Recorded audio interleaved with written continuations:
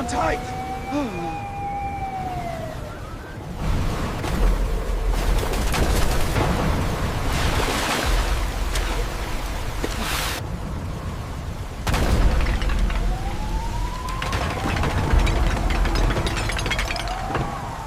Careful!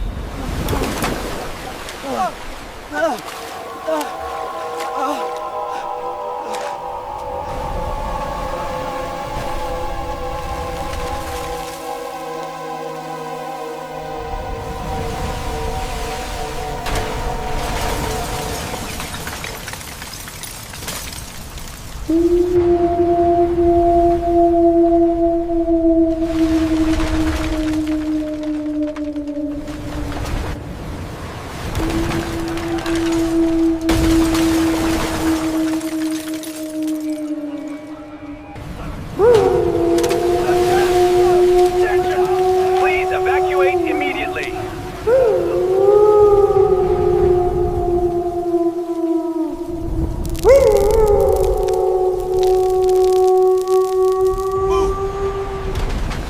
Get out of here! Get out of here! Help!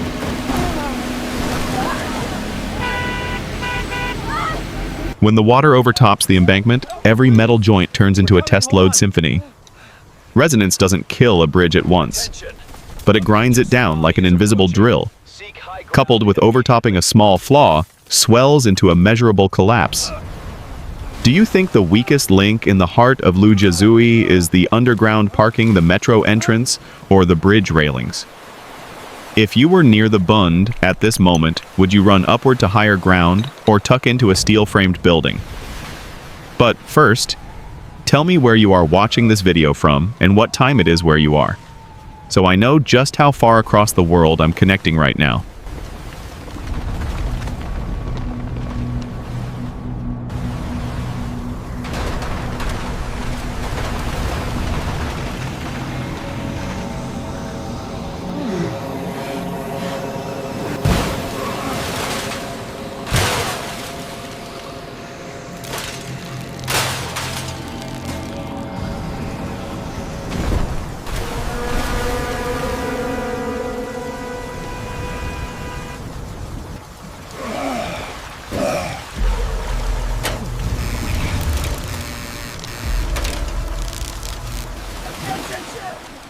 This is an emergency.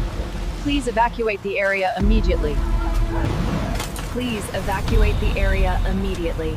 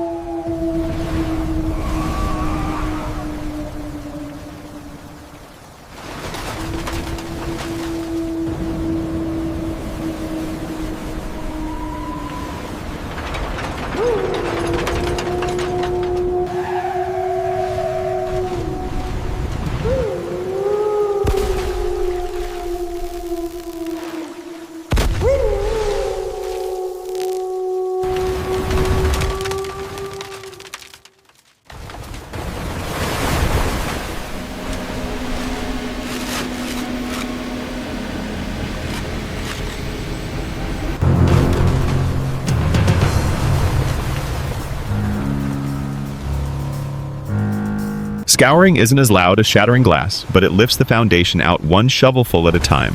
When resonance hits its threshold, a girder groans not from fear, but because amplitude has met its natural frequency.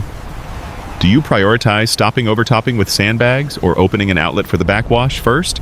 If you were the commander at Yangshan, would you protect the cranes or secure the container stacks? Watch out! Help me! Help me! Grab the rope!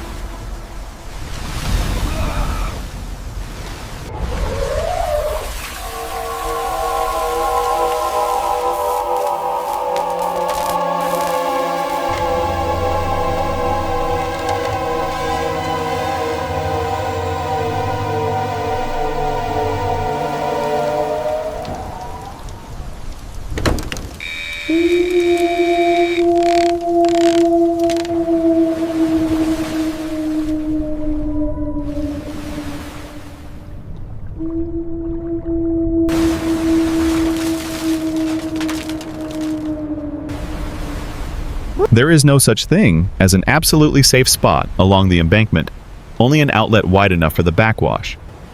At Donghai Bridge, every centimeter of bearing slip is a reminder. Steel needs room to breathe, just as a city needs spill channels. Where would you place the mobile pumps at the bridge footing or the metro tunnel entrance? And at Yangshan, would you tie down the stacks or clear a lane for the trucks to retreat? Look out!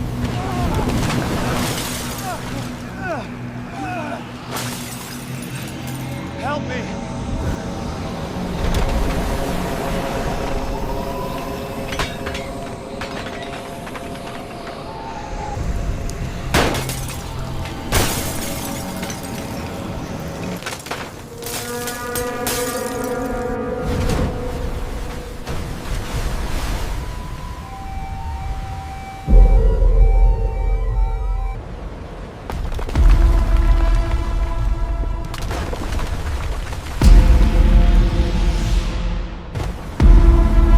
It's not just overtopping, it's a pressure test on every electrical panel, rolling shutter, and even the evacuation decision. When the backwash pulls at people and objects, a safety line becomes an 8-second lifeline. Would you reinforce the railings or open a drainage funnel? At Donghai Bridge, should heavy loads be banned immediately or wait for inspection?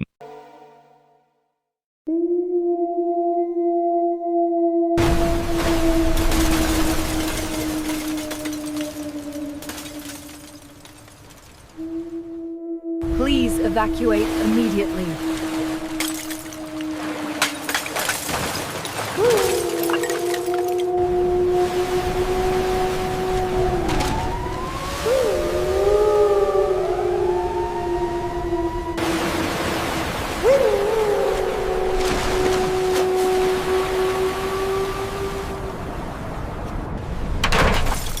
When containers topple like dominoes, it's not just steel and cargo.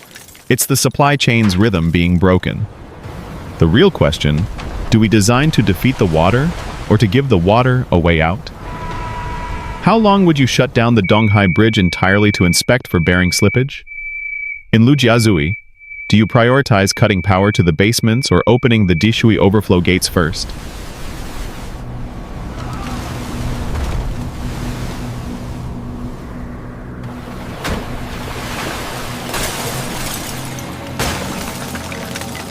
Keep distance.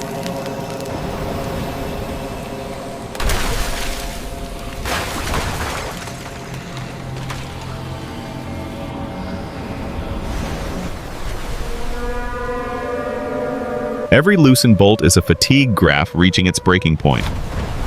Overtopping, winds fast, scouring winds slow, and they often shake hands.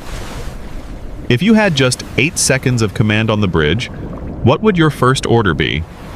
Lock down the span or take a quick bearing slip measurement? And at the embankment, would you wedge sandbags or open the sluice gates?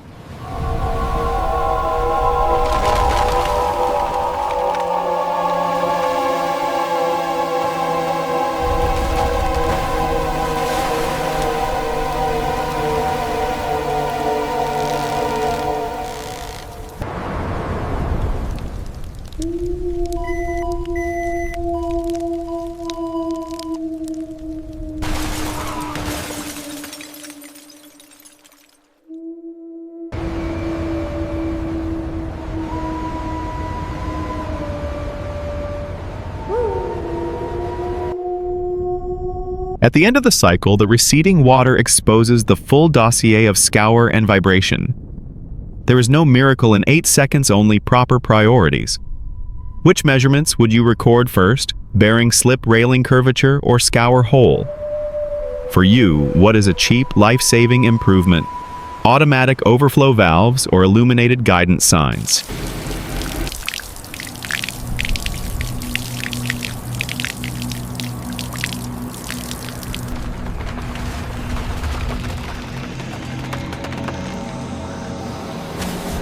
When the waters receded in Shanghai, the mud streaks on the pavements told the story of the current's path. Weak welds revealed themselves in silence. Bridge bearings, slipped cables, groaned mooring bollards popped. At Yangshan Port, cranes lit up like a signal of life. On Donghai Bridge, the warning beacons still flashed, reminding us that strong steel is never enough if the flow of water has no breathing channel.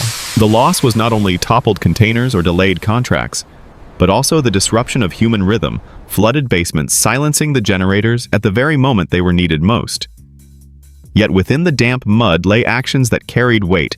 An overflow valve opened in the right sequence, an evacuation diagram posted straight, a roll call list loud enough to rise above the wind. The lesson of today doesn't end with raising the levee higher, but with redesigning the city's breathing lines. Overflow channels, pre-opened backup pumps, elevated phosphorescent guidance signs, emergency power relocated above the floodline. Machines that fail can be repaired. An order that fails must be redesigned. If these stories resonate with you, subscribe to Horrific Happenings, to walk with us through the moments when people stand against the surge and learn how to rebuild the future. In your view, during the first 72 hours, what should be prioritized: electricity, clean water, or communication?